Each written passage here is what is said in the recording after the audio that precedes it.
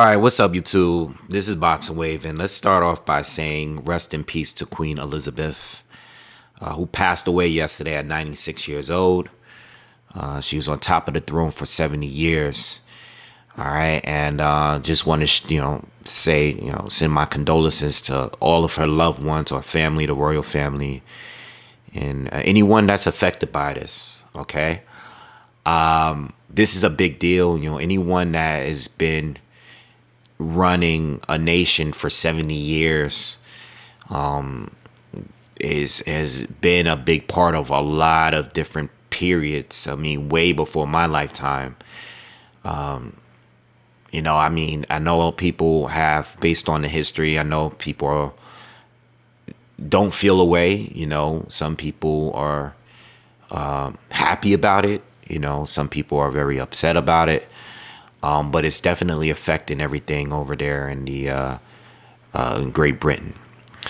With that being said, I don't have any, ill will towards the royal family, and I don't really feel any crazy love neither. I'm an American, born and raised in New York. I've been here in my entire life. The only thing that I know about them is what I've seen on TV. Okay. With that being said, though, it doesn't mean that I should go on social media and get my best tweets or jokes off towards the royal family. I've seen a lot of it in the last 24 hours. I don't know what it is with people, man. People have got addicted with trying to be first on social media or trying to get likes and retweets. They're willing to just throw all their integrity out of the window just to get some followers and stuff like that. That's the kind of world we're living in. All right. But I'm not going to go long into it. I know there's a lot of history, and I know a lot of the history behind the royal family. I'm aware. But I'm not here to give a history lesson, all right, or anything like that. Just want to say, again, rest in peace to Queen Elizabeth, all right? Now, it's affected everything because sports have been shut down. Major events have been shut down out there. And now we're not getting the full female boxing card that we were getting this weekend. Between Savannah Marshall and Clarissa Shields. And we're also not getting Michaela Mayer and Alicia Baumgardner, which was the co-main event. All right. Today I was going to do my breakdown of the fight, and I will talk a little bit about the fight. The fight has been postponed to October 15th, which I'm very, very unhappy about, because I believe not only we're getting the George Kambosos, Devin Haney rematch, but we're also getting the Deontay Wilder, Robert Helenius fight as well. All right, so not really happy about that news. Okay, and I actually have plans for that day. I have a family event to go to. So, look, I don't believe the fight should have been canceled. I think, in my opinion, and I know I'm a crazy boxing fan that just want what I want. So I understand that. I'm aware of that. But I also feel that, these fights, especially this one here, where this is probably, the hype behind this fight is even, I feel it feels bigger than the Katie Taylor, Amanda Serrano fight. Because of the buildup. I think it was promoted great. I think the conferences and the back and forth between the two fighters in both main events has built it up really, really well. And I think they're both 50-50 fights. On top of that, I was very excited to see this fight. The only thing I wasn't excited about was doing a breakdown today for both, because I really want to be right on these two. On whatever I decided to pick. And, I wasn't really sure you know. But with that being said, I'm very disappointed that the fight is not going down because I feel like things should get canceled if there's some sort of state of emergency type of thing. Anything that's dangerous, anything that can lead to people getting hurt, I think events should be canceled based on safety. If there's some kind of safety precaution to where, people could get hurt because something is going on, cancel the event. We don't want people getting hurt. Now, as far as just, a mourning period, and I understand that this is a big deal.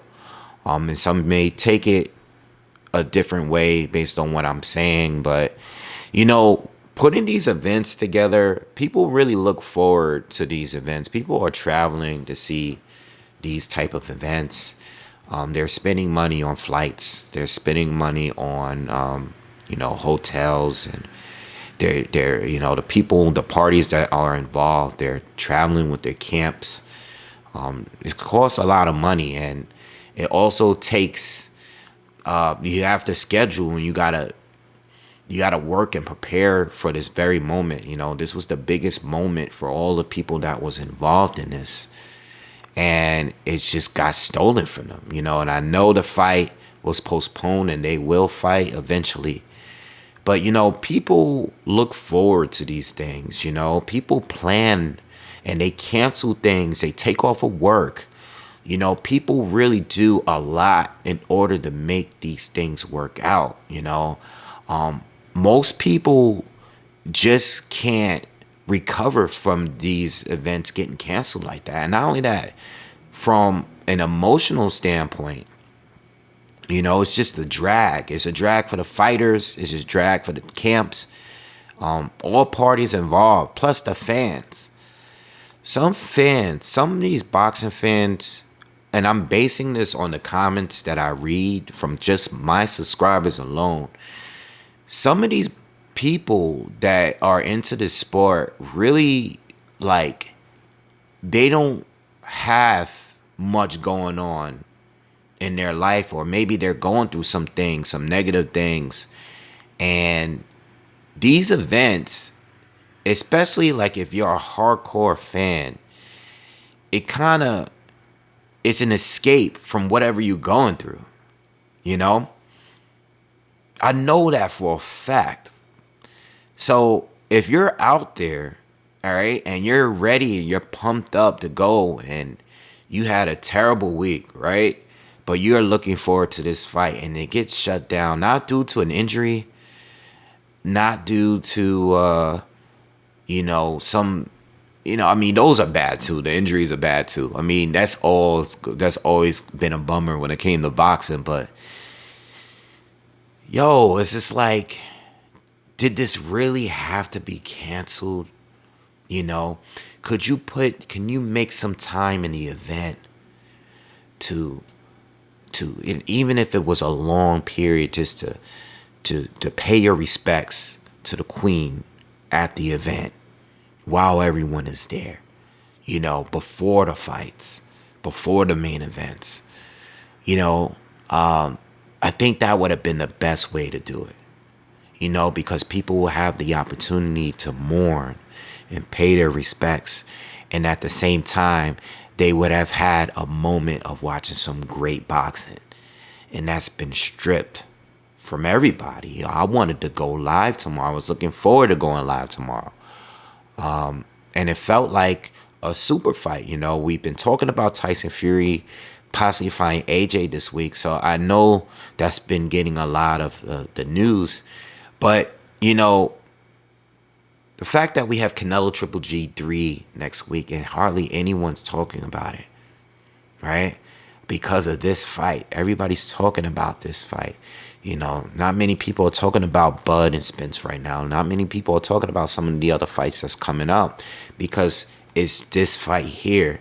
And this fight is just bringing more people over, more fans over to the female boxing community. All this female boxing talk all week, all year has been great. It's a lot of male fans that are converting over and becoming fans because of these are good quality fights here. And it's gone, and now it's being pushed to another date. And we have other boxing going on. We have the former, we have the biggest American boxer fighting next, or the same day of. The build up for this fight was this week, not the week in October. So it's definitely gonna hurt the fight and all parties involved. And it sucks for the fans because we don't get anything this week, especially for the people that paid tickets to see it live and was going to travel to see the fight or had traveled to see the fight. All right.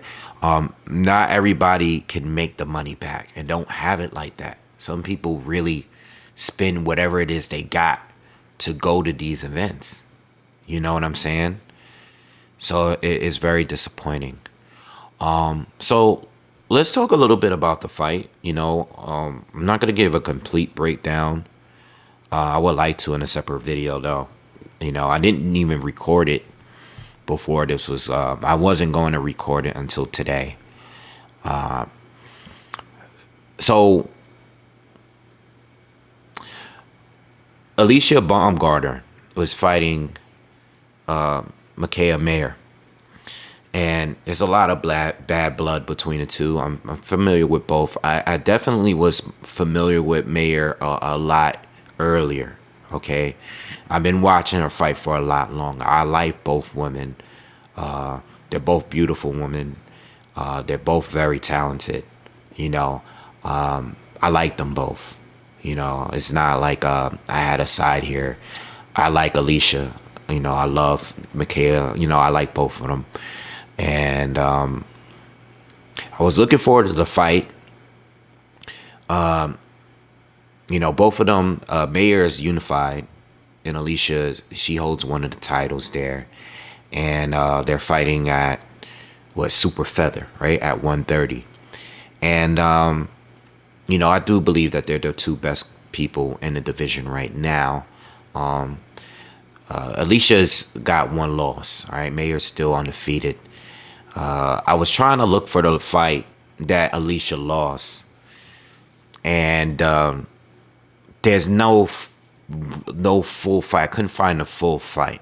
I was able to find a highlight video of the fight, though. It seemed like she lost to a woman that was very, very aggressive. All right, let me pull it up. Yeah, Christina Leonardatu. If I butchered the name, I apologize. But anyway, but she beat Terry Harper. All right, stopped her in a few rounds, and we all saw it was one of the craziest knockouts of the year. She knocked her out on it was the fourth round. I'm sorry, fourth round knockout. She stopped her on her feet, right, and I believe that Mikaela Mayer would have beaten her too. I don't know if she would have stopped Terry Harper, but I think she would have beaten her too. All right. I wasn't really high on Terry Harper. I wasn't. Look, anyway, Alicia, when I look at her, I mean, she's real fast, very athletic, fast, great reflexes. Very, very slick. All right. Moves her head well, moves her upper body well. Very, very skilled. Very skilled. I enjoy watching her. She's a very, very good boxer. Mikaela Mayer, on the other hand, definitely fought the better opposition between the two. Without a doubt. Taller, longer. Has great volume, great conditioning, great stamina. I thought the fight was 50-50. And I really think depending on how these fighters choose to fight would determine who's the winner. I do think Mayer is much more durable than a Terry Harper was. All right. Mayer, the problem with Mayer is that she kind of gives up her height and reach. She's tall and she's long. She has a good jab. For whatever reason, she's always fighting someone that brings a lot of pressure. From the fights that I watched of her, all of the women that I've seen her fight, they were always coming straight at her, and she would kind of fight their fight. You know, when I was watching the Hamadouche fight, Hamadouche, big puncher, a lot of pressure, throws a lot of punches. Shorter, just about everybody Mayer fights is shorter than her. Comes in, brings a lot of pressure, throws a lot of punches, and Mayer went to war and fought the fight with her. I mean, she won the fight, didn't think the cards were legit. They think they were horrible cards. I thought the fight was a lot closer than what the judges gave Hamadouche credit for. But Mayer is tough. She could take a punch, and I know Alicia got power.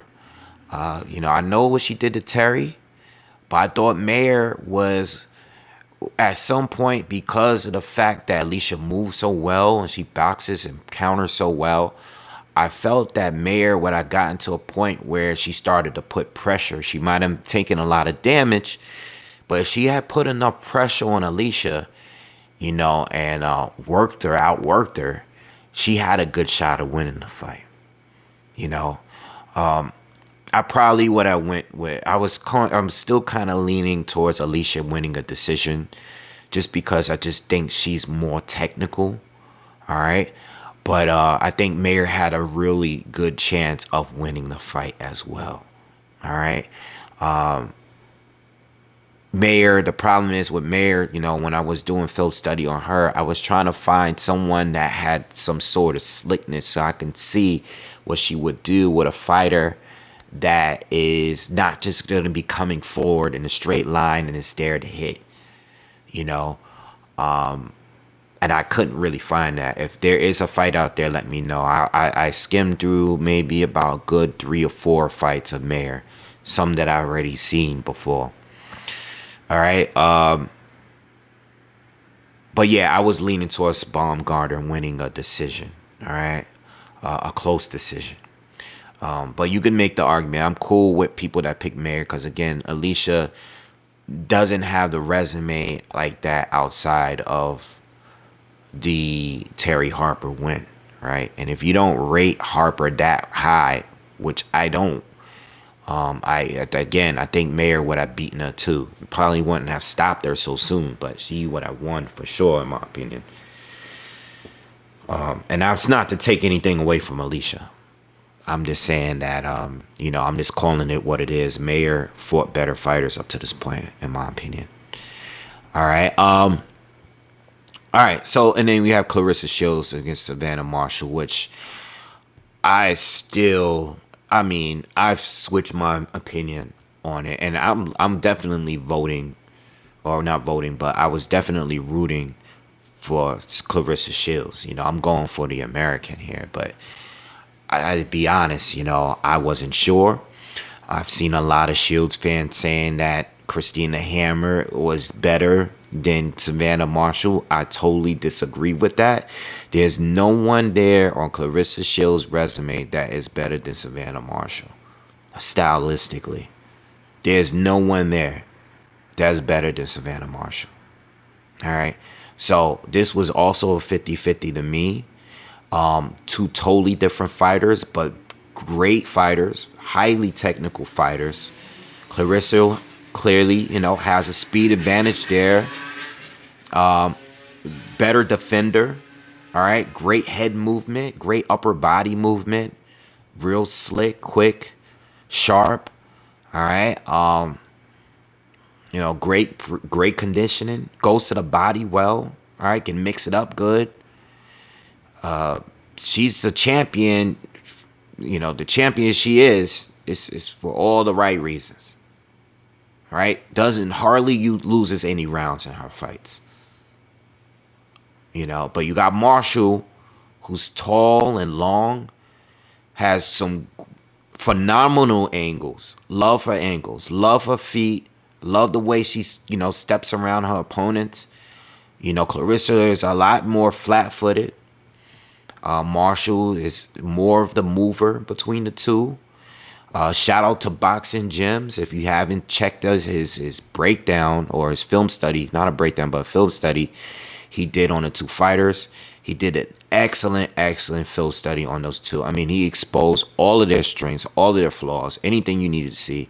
I even learned from it. He caught the rhythm step thing that Savannah likes to do.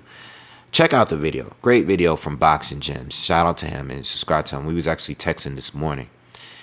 But yeah, Savannah Marshall, big power. That's the key difference, the power. I was able to watch the amateur fight in the Olympics, the one fight that Clarissa lost. I believe she was 17 years old at the time. And look, man, I don't think Savannah won the fight. I'm going to be honest. I don't think Savannah won that fight. I know amateur fights are completely different. They're scored differently. I think on a pro fight, for sure, Clarissa won.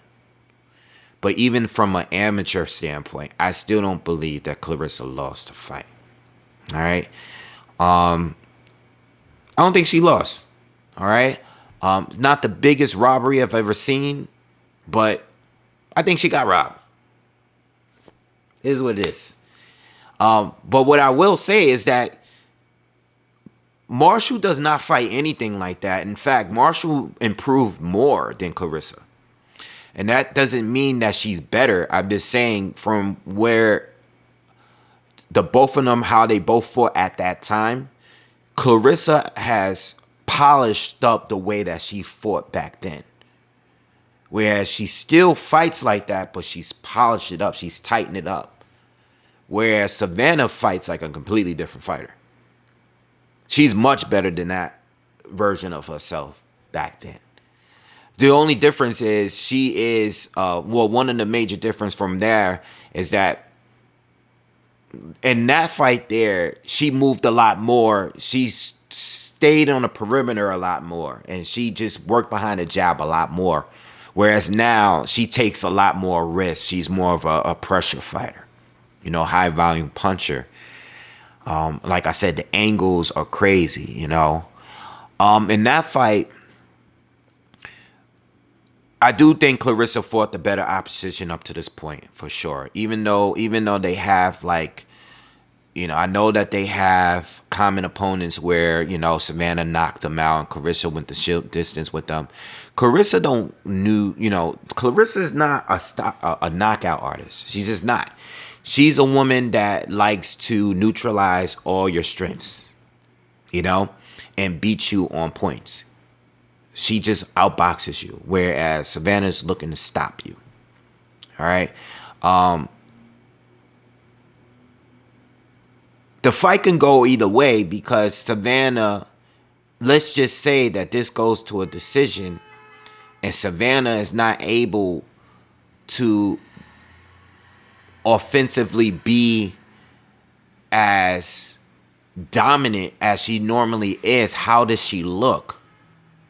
It was that one fight. Let me look it up real quick because I don't want to butcher her name.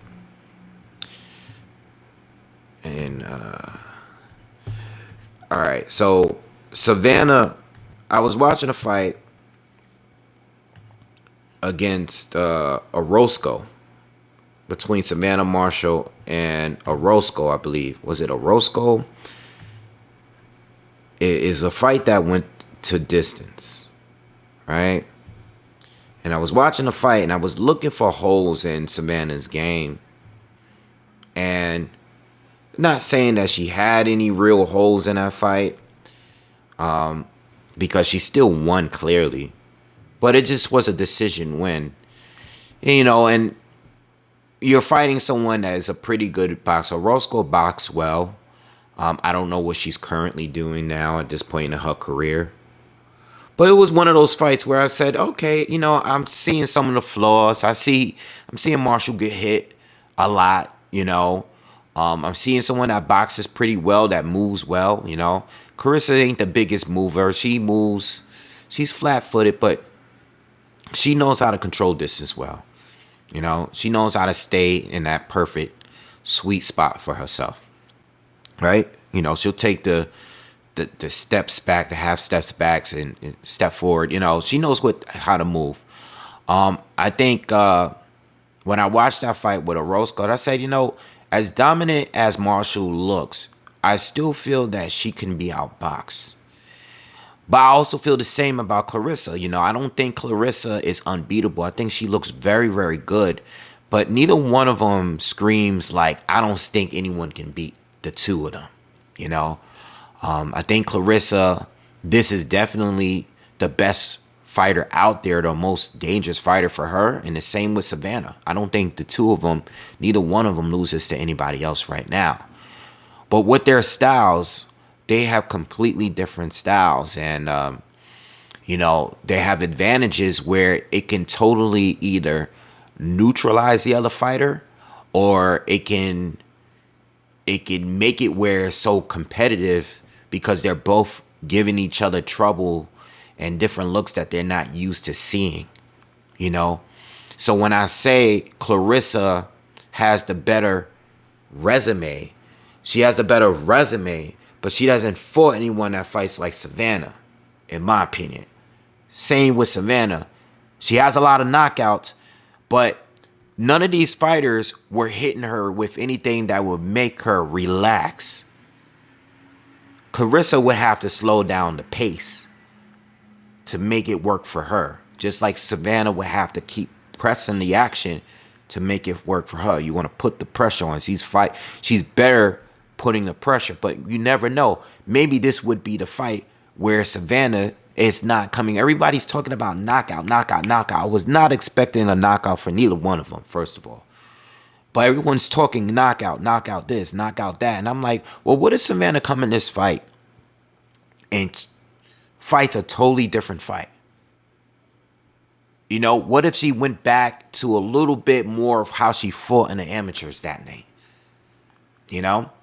And then pick opportunities to jump in and ambush Clarissa instead of just walking forward and bringing that pressure full force for a full 10 rounds.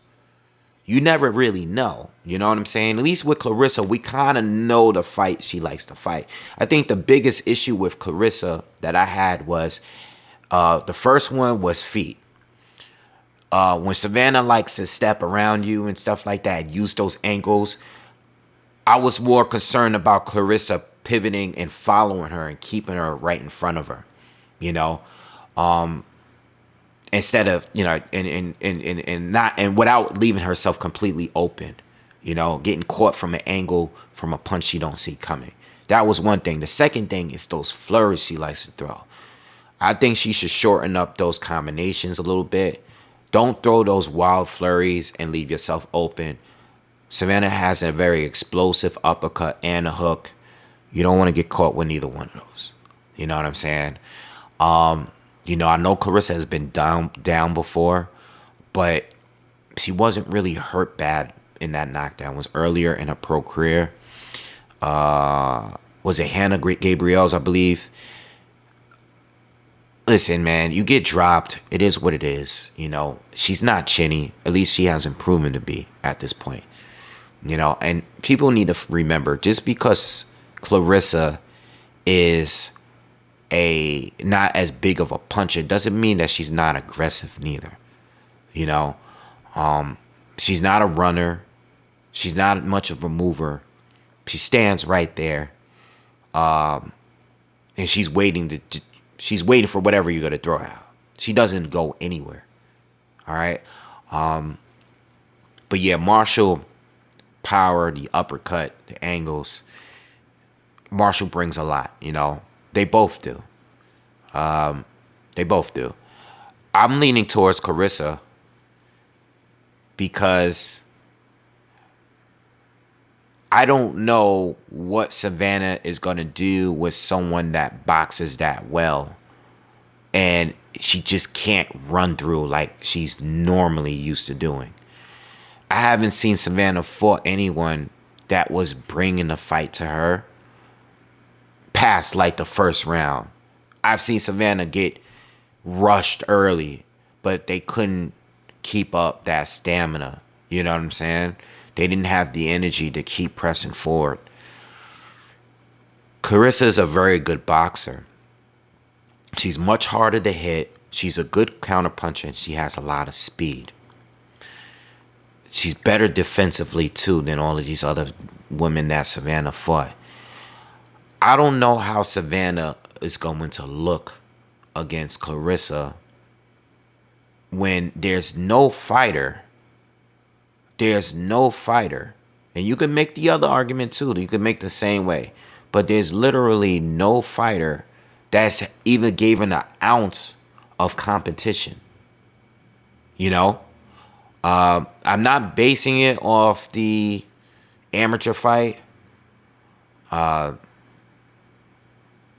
I understand that you could say the same about Clarissa, because I just said that I don't believe Clarissa fought anyone as good as Savannah Marshall, but she definitely fought better fighters, in my opinion. She fought better, and she was able to almost shut the most of them out, all 10 rounds.